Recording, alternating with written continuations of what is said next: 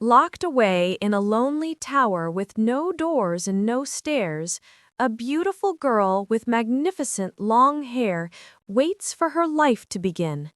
But her only visitor is a wicked enchantress, until one day a prince hears her singing. Hello and welcome to Magic Surprise F. Today we invite you to a lonely tower in a deep, dark forest for a tale of enchantment, love, and the magic of a single beautiful song. This is the Brothers Grimm's classic story, Rapunzel. There were once a man and a woman who had long in vain wished for a child. At length, the woman hoped that God was about to grant her desire. These people had a little window at the back of their house from which a splendid garden could be seen, which was full of the most beautiful flowers and herbs. It was, however, surrounded by a high wall, and no one dared to go into it, because it belonged to an enchantress who had great power and was dreaded by all the world. One day, the woman was standing by this window and looking down into the garden when she saw a bed which was planted with the most beautiful rampion, and it looked so fresh and green that she longed for it and had the greatest desire to eat some. This desire increased every day, and as she knew that she could not get any of it, she quite pined away and looked pale and miserable. Then her husband was alarmed and asked, "What aileth thee, dear wife?" "Ah," she replied, "if I can't get some of the rampion which is in the garden behind our house to eat, I shall die." The man, who loved her, thought, "Sooner than let thy wife die, bring her some of the rampion thyself, let it cost thee what it will." In the twilight of the evening, he clambered down over the wall into the garden of the enchantress, hastily clutched a handful of rampion, and took it to his wife. She at once made herself a salad of it and ate it with much relish. She, however, liked it so very much, that the next day she longed for it 3 times as much as before. If he was to have any rest, her husband must once more descend into the garden. In the gloom of evening, therefore, he let himself down again. But when he had clambered down the wall, he was terribly afraid, for he saw the enchantress standing before him. "How canst thou dare," said she, with angry look, "to descend into my garden and steal my rampion like a thief? Thou shalt suffer for it." "Ah," he answered, "let mercy take the place of justice. I only made up my mind to do it out of necessity. My wife saw your rampion from the window and felt such a longing for it that she would have died if she had not got some to eat."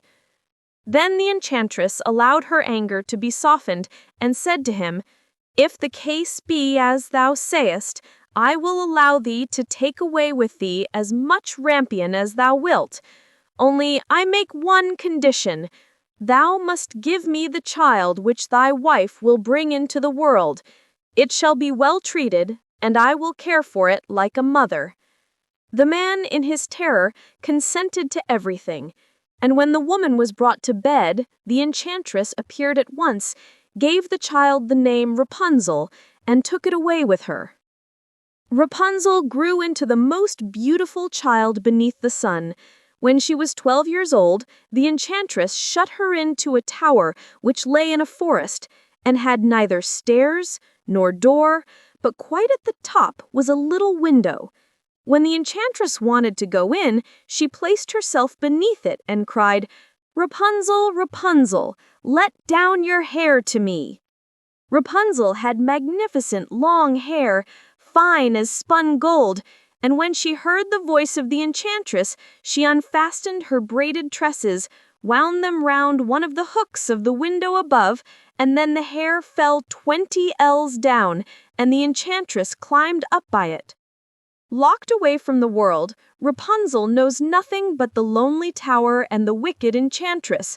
Will anyone ever discover her? Before the prince rides into the forest, we have a small request.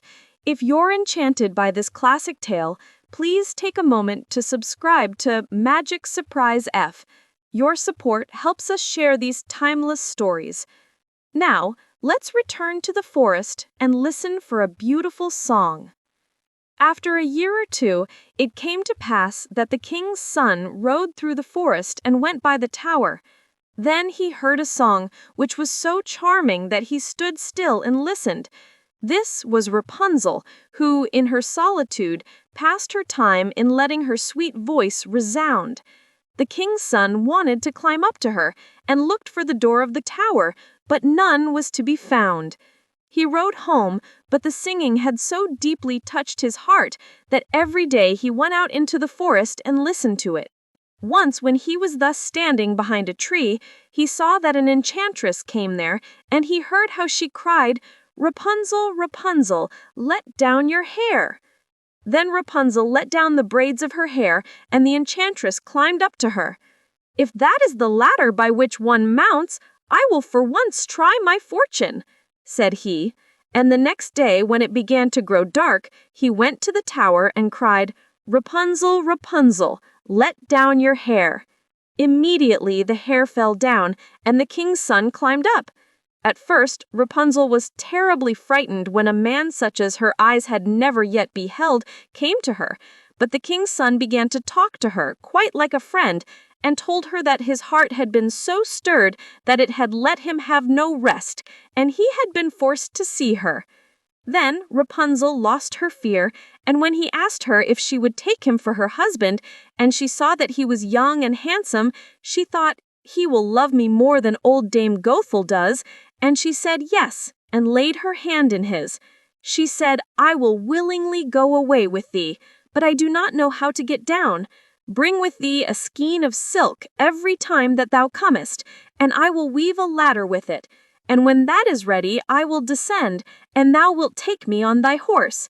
They agreed that until that time he should come to her every evening, for the old woman came by day.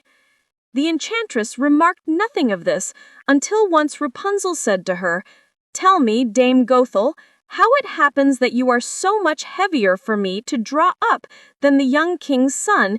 He is with me in a moment." "Ah, thou wicked child," cried the enchantress, "what do I hear thee say? I thought I had separated thee from the whole world, and yet thou hast deceived me." In her anger, she clutched Rapunzel's beautiful tresses, wrapped them twice round her left hand, seized a pair of scissors with the right, and snip-snap, they were cut off, and the lovely braids lay on the ground. And she was so pitiless that she took poor Rapunzel into a desert, where she had to live in great grief and misery. On the same day, however, that she cast out Rapunzel, the enchantress in the evening fastened the braids of hair which she had cut off to the hook of the window, and when the king's son came and cried, "Rapunzel, Rapunzel, let down your hair," she let the hair down. The king's son ascended, but he did not find his dearest Rapunzel above, but the enchantress, who gazed at him with wicked and venomous looks. "Aha!" she cried mockingly, "thou wouldst fetch thy dearest, but the beautiful bird sits no longer singing in the nest. The cat has got it, and will scratch out your eyes as well. Rapunzel is lost to thee, thou wilt never see her more." The king's son was beside himself with pain, and in his despair he leapt down from the tower. He escaped with his life, but the thorns into which he fell pierced his eyes. Then he wandered quite blind about the forest, ate nothing but roots and berries, and did nothing but lament and weep over the loss of his dearest wife. Thus he roamed about in misery for some years, and at length came to the desert where Rapunzel, with the twins to which she had given birth, a boy and a girl, lived in wretchedness. He heard a voice, and it seemed so familiar to him that he went towards it, and when he approached, Rapunzel knew him and fell on his neck and wept. 2 of her tears wetted his eyes, and they grew clear again, and he could see with them as before. He led her to his kingdom, where he was joyfully received, and they lived for a long time afterwards, happy and contented. And so, through sorrow and blindness, true love found its way, proving that even the strongest magic cannot defeat a faithful heart. We hope you enjoyed this enchanting tale of Rapunzel. If you love classic fairy tales and happily ever afters, please support our channel by subscribing to MagicSurprise F. Remember to click the bell icon so you're notified of all our new stories. Your likes, comments, and shares help us bring these magical worlds to life. Let us know which fairy tale you'd like to hear next. Thank you for listening, and we'll see you again with another fairy tales and short stories for children.